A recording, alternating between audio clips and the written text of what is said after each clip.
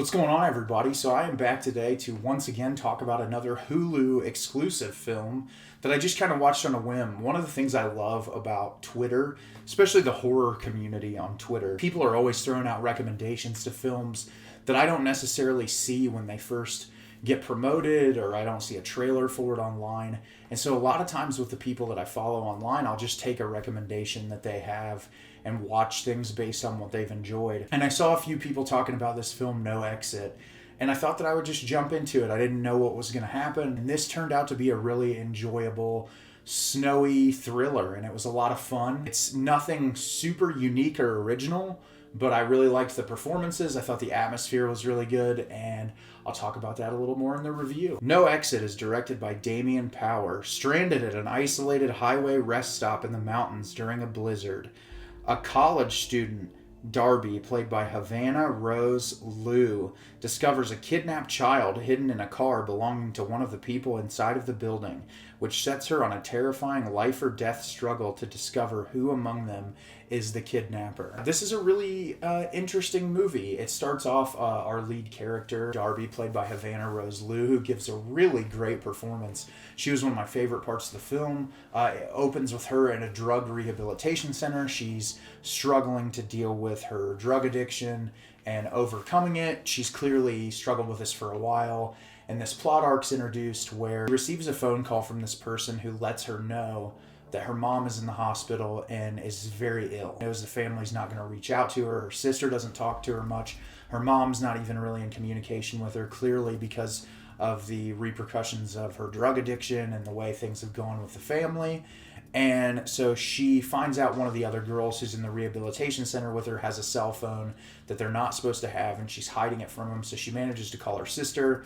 Her sister tells her where she's at in the hospital in the middle of Salt Lake City, Utah, and says, like, the family doesn't want you here. Don't come here. You need to be in rehab. You'll just mess everything up, essentially. You get a couple little flashbacks early on that just kind of show how damaged this lead character is, which I think it's really interesting when directors put these really damaged characters into these horrifying situations, and the parallels that kind of exist between, you know, drug addiction and the ramifications of that and the people around you, and then this situation that I'll talk about a little later. It's always interesting to see those parallels and why choose such a damaged character as your lead role, but it definitely adds another layer into the story that I enjoy. So she ends up breaking out and stealing a car, and she's driving and she takes the exit to head towards Utah, and when she's driving on these back roads that almost look like a shot out of The Shining, like that intro shot where the camera's moving through the brightly lit mountains that are eventually going to be snow-capped. In this circumstance,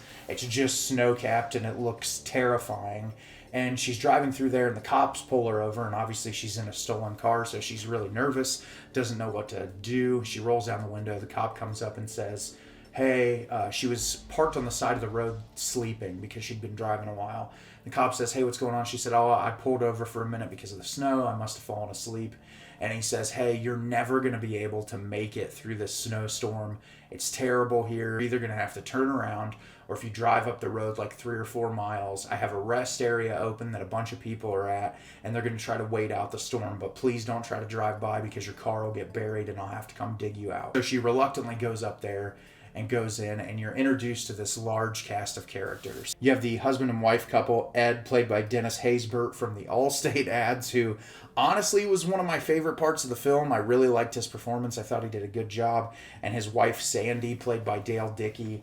They're traveling together, going on vacation to Reno. He talks about how he's an ex-Marine, I believe that it is. And then you have this really weird, off-putting guy sitting in the corner, Lars, played by Rysdahl. And then you have that, like, classically handsome guy at the table, Ash, played by Ramirez. And these are the characters that she walks in on. And when she goes in and she sits down with them, they start talking to each other about where they're going and what they're doing. And they decide to play a game of cards together. The card game is bullshit, which was pretty funny. And they're going around the table, and it's sort of like an introduction into the psyche of all of these characters. And at one point, Darby's character decides to go back outside to look at her phone to see if she can get cell phone service. And when she gets out there, she hears something in this van, And when she hears something in the van, she looks in there, opens the door, and there's a young girl tied up in the back of the van. And she's got duct tape over her mouth. And so she knows that someone inside has kidnapped this young girl, and she has to try to figure out who it is. So it's a really unique and interesting thriller because you have this idea of like isolation, trapped together in this place that there really is no escape from, even if you want to leave because of the snow outside. What I really liked is how close-knit the cinematography in this film is. It really builds up that sense of tension between these characters. And what's great is, there's a couple things thrown in here or there that subvert your expectations a little bit, but what's great about it is the director puts it in the film in just the perfect areas. So that when you're watching the movie, when you have like one plot arc that's introduced and they show that twist, you think that that's all that there's going to be, and then there's more reveals throughout the film. And that's what I really liked. But I thought what was interesting is how much development was given to each of the characters, including the kidnapper's character. And you didn't necessarily have to focus that heavily on it, and I thought that that was really well done. I loved the snowy atmosphere of this movie. It really adds to that overall suspense that the film is trying to convey. And it was just overall really enjoyable. Obviously, there's some tropey moments. There's some things that happen that are kind of just a product of it being this type of a film. But overall, it was a lot of fun, and I don't want to get too much into detail about giving away spoilers because it's more fun if you just watch it and watch it unveil. But it's definitely violent. It has some pretty grisly moments, a lot of really tense moments where you're just hurting for characters or wanting things to go in the right way. And yeah, I didn't expect that from this movie, and I thought that it was really enjoyable. And if you're looking for a fun watch on Hulu, I would definitely recommend it. So have you seen No Exit yet? Did you love it? Did you hate it? Leave me a comment down below and let me know what you thought. I thought this movie was a lot of fun. Nothing like super original, but it was a lot of fun, and it was executed really well. As always, if you like the video and subscribe to the channel, helps me out a lot, lets me know the type of content you're looking for. I'm always making new content and putting it out there for you. And as always, everybody, thank you so much for watching, and have a great rest of your day.